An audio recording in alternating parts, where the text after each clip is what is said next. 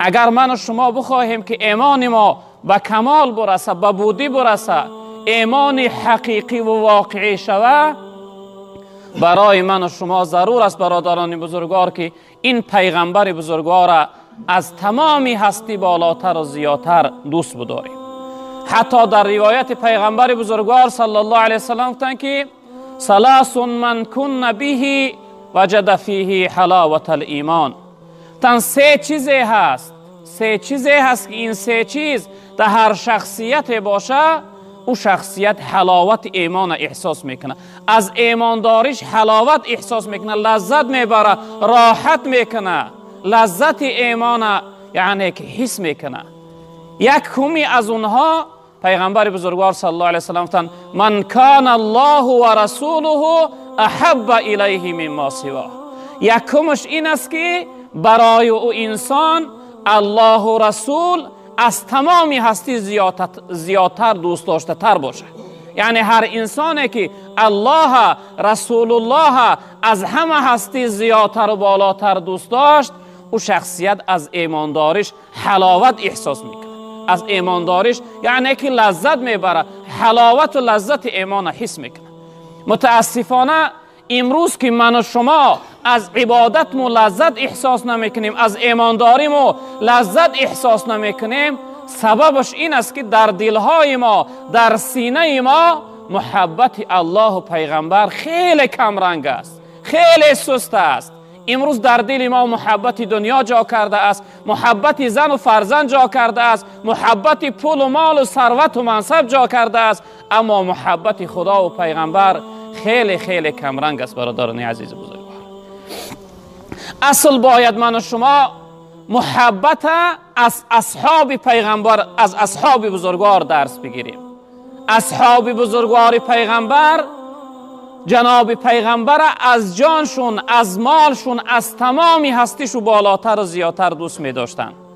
ما حتی جمعه گذشته هم گفته بودیم که اهل اصحاب یک مقاله، یک گفتار داشتن که این گفتارشو از تحت دل بود، واقعا مثل ما واری از زبان نبود. متاسفانه امروز بسیاری سخنها و صحبتهای ما زبانی هست، از دل نیست، اما اون مقاله و گفتار اهل اصحاب از دل بود، از جان بود، واقعی و حقیقی بود.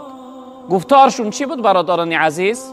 میگفتن فداک ابی و امی، یا رسول الله پدر و مادرم فدای شما باد، فداک نفسی فداک روحی، جان من، نفس من، روح من، همه من فدای شما بود یا رسول الله.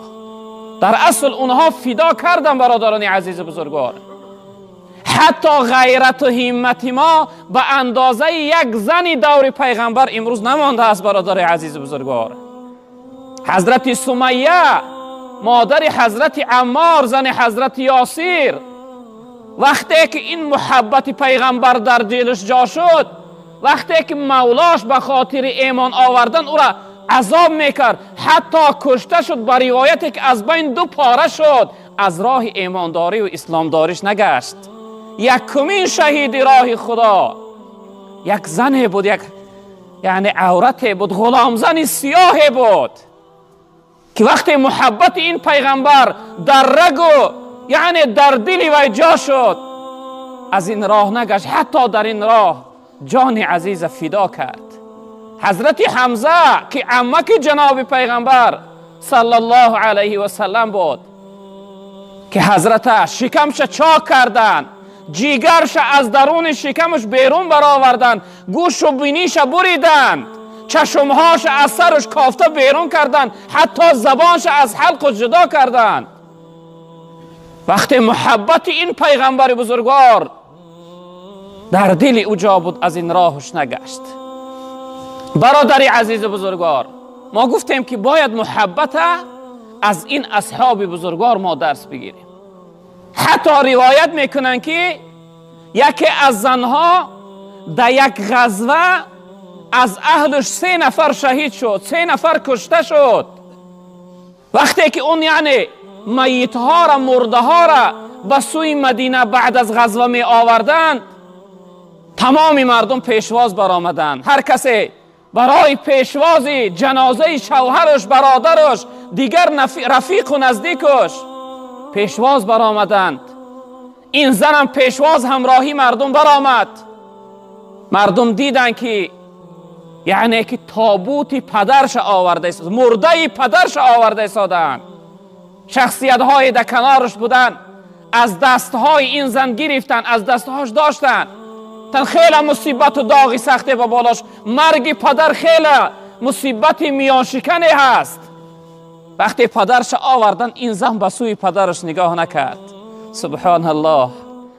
گفتن ای زن، این پدرت هست، این یعنی تابوت و مرده پدرت هست. زن گفت شناختم پدرم هست. بره به سوی خانه داخل مدینه دراره. از قفای وی جنازه شوهرش آوردن. گفتن شوهرت هست، رفیق حیاتت، یعنی شخصیتی که سرپوشت بود، نگهبانت بود، پدری فرزندات. گفت شناختم، به سوی خانه ببره. از قفای وی جنازه برادرش آوردن، مرده برادرش آوردن. تن برادرت هست. گفت شناختم، بره به سوی خانه ببره، سوی مدینه داخل کنه. و مثلی یک شخصیتی که چیزی میکنه و هر سو در جستجو و در سراغ بود.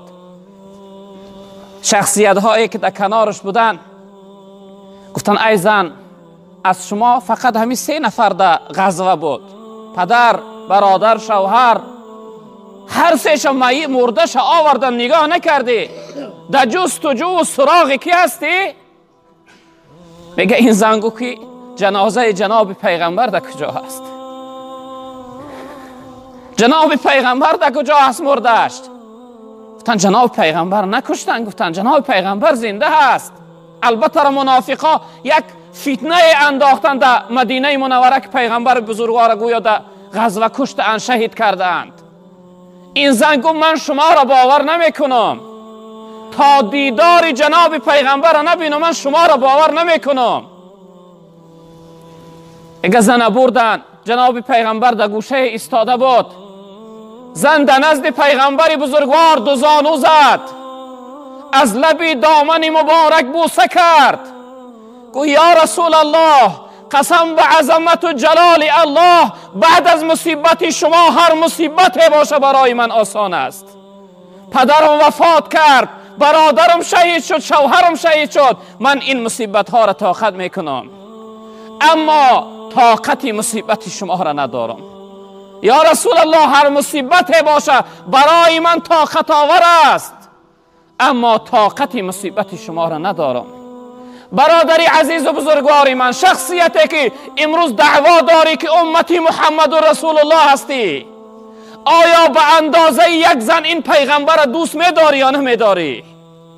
آیا به اندازه یک زنی که از بحری همه نزدیک ها گذشت، اما وقتی که دیدار جناب پیغمبر دید دلش آرام گرفت، گو هر مصیبتی باشه برای من طاقت آور است. برادران بزرگوار من، حضرت ابوبکر صدیق رضی الله تعالی عنه ابتدای اسلام بود. جناب پیغمبر صلی الله علیه وسلم در کنار خانه کعبه عبادت میکرد. بدبختای مشرک ها تنها پیدا کردن جناب پیغمبر، خیلی ضرب کردن، خیلی آزار دادن، خیلی شکنجه کردن، خیلی تحقیر کردن. حتی به حالت رسید شخصیت دید که جناب پیغمبر چقدر وحشیانه و بیرحمانه این بدبخت ها ضرب دارند، حتی دلش در رحم آمد، به سوی حضرت ابوبکر فریاد کرد، گفت ادریک اخاک. ای ابوبکر، گفت برای برادرت دریاب کن، برای که این بدبختای مشرکای بیرحم و بی انصاف برادر تو را در ضرب میکشنش. حضرت ابوبکر صدیق رضی الله تعالی عنه آمد، پیغمبر بزرگوار را در آغوش گرفت، ای بدبختا، آیا شخصیت میگوید که ربی الله، ربی من الله هست، میکشش؟ به حال خودش بگذار عبادت و بندگیش کنه. این بدبختا میگه در غضب آمدن، جناب پیغمبر را گذاشتن. حضرت ابوبکر به چنان ضرب و لطه کردند که حضرت ابوبکر از همه بیخود شد. حتی حکایت میکنن که روش چشمها با رو همه یک شد، به چنان یعنی از حد زیاد ضرب و لط کردند. وقتی حضرت ابوبکر صدیق به سوی خانه آوردن، چند مدت بیخود بود، بیهوش بود، بیاد بود. وقتی که چشمها را کشاد، مادری محترمش در تار سرش نشسته بود. چشمها را کشاد، مادرش گفت ابوبکر فرزندم، جانی من، چند روز می شود بیخود هستی، بیاد هستی، بخیز یک طعام، یک شراب، یک چیزی بخور، گرسنه هستی. اما این ابوبکر چی جواب میگوید؟ میگوید مادر، حال محمد چگونه هست؟ محمد در کدام حالت است؟ این بدبختا من اینقدر ضرب و لط کردند، آیا با پیغمبر بزرگوار چگونه مناسبت کردند؟ مادر گفت فرزندم نمیدانم گفت حال محمد. حضرت ابوبکر گفت قسم به عظمت و جلال الله، تا دیدار جناب پیغمبر نبینم من در این لبم نه طعام و نه شراب نمیزنم. اون لحظه من سیر میشوم، اون لحظه من شراب می نوشم، طعام میخورم که ببینم که دیدار محمد و رسول الله خوب است، حال محمد و رسول الله. این محبت اونها بود. وقتی پیغمبر بزرگوار صلی الله علیه وسلم وفات کرد، بندگی کرد، شخصیت از حجره مبارک گریان و نالان بیرون شد. مات رسول الله، جناب پیغمبر وفات کرد، بندگی کرد، گفته گریان بیرون شد. حضرت عمر رضی الله تعالی عنه شمشیر از غلاف کشید، گفت قسم به نام الله، هر شخصیت بگوید که محمد مرد، من سری او را از تنش جدا میکنم. یگان شخصیت حق نداره بگه محمد مرده است. محمد به دیدار الله رفته است. چی نوعی که حضرت موسی در کوه تور میرفت به خداوند صحبت میکرد می آمد، محمد و رسول الله دیدار الله رفته است باز می آید. یعنی این محبت اونها بود. وقتی جناب پیغمبر وفات کرد، تمام اهل اصحاب خود را گم کردند.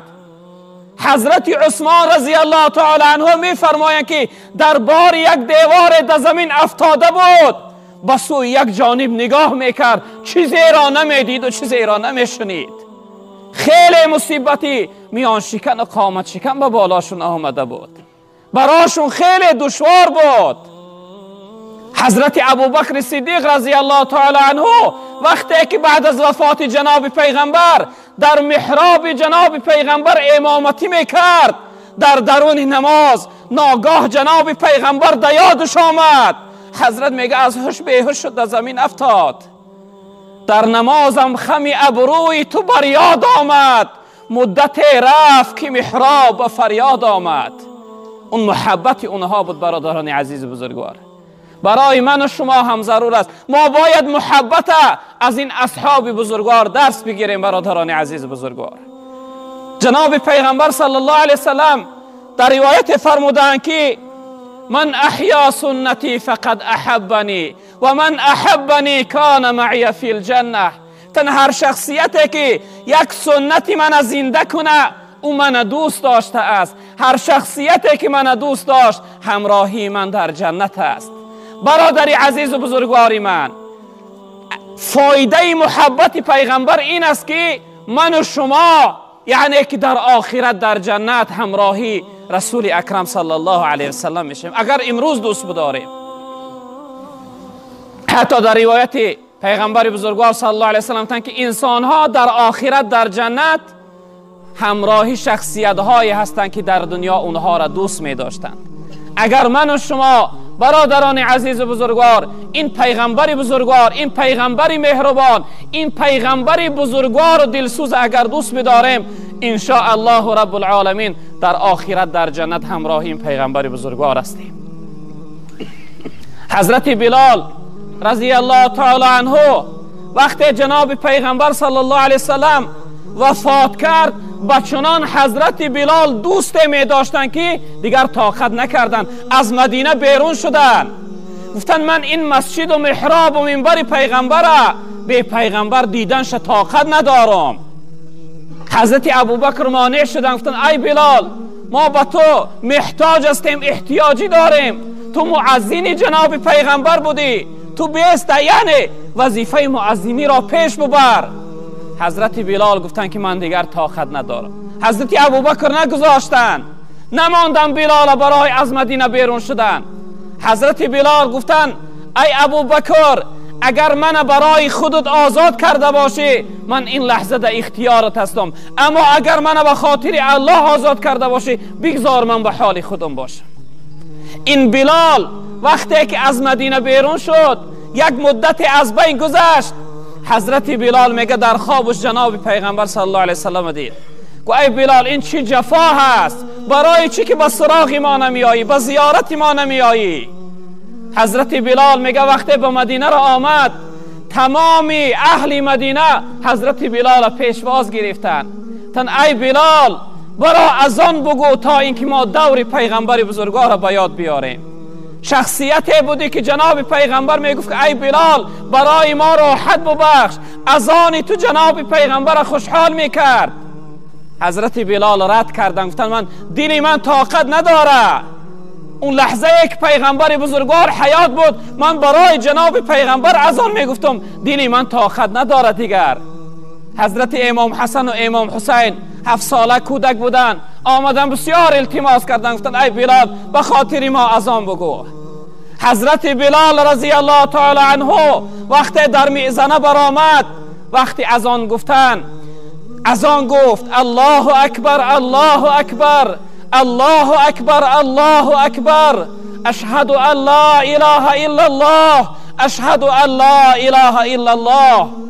و وقتی که به اشهد ان محمد رسول الله رسید، وقتی اشهد ان محمد رسول الله گفت، حضرت بلال میگه هوشش رفت، از تار میزنه آمد تازد. وقتی حضرت بلال اذان گفت در تمامی مدینه میگه ماتم و فیغان شد، تمامی زن و مرد از خانه بیرون شدند. گفتن آیا پیغمبر زنده شده است؟ آیا پیغمبر زنده شد؟ تمامی مردم میگه گریان از خانه بیرون شدند با سوی مسجد، یعنی گریان با سوی مسجد می آمدن تمام اهل مدینه. این محبتی بود که اونها داشتن. حضرت بلال رضی الله تعالی عنه در سکرات موت افتاد، در حالت جانتی افتاد. وقتی که در سکرات موت بود تمام اون یار دوستایی که در کنارش بودن گریه میکردن، یعنی از فراق بلال، از جداگی و از داغ بلال گریه میکردن. حضرت بلال گفت برای چی شما گریه میکنه؟ گفتم برای شما از بین ما میروی، صحابه بزرگوار پیغمبر، مؤذن رسول الله.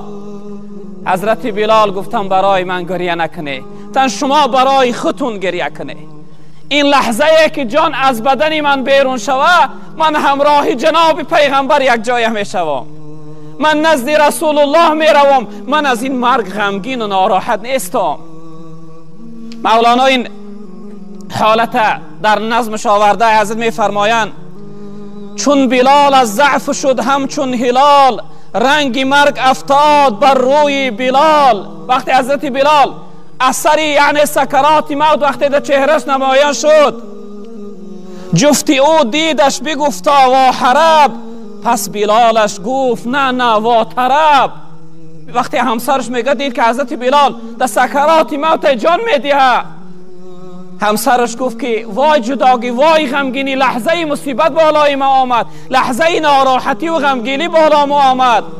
حضرت بلال گفت نگو وا حرب، نگو بگو وا طرب، لحظه خرسندی بالای ما آمده است، من نزد رسول الله میروم. تا کنون اندر حرب بودم زیست، تو چی دانی مرگ چون عیش است و چیست؟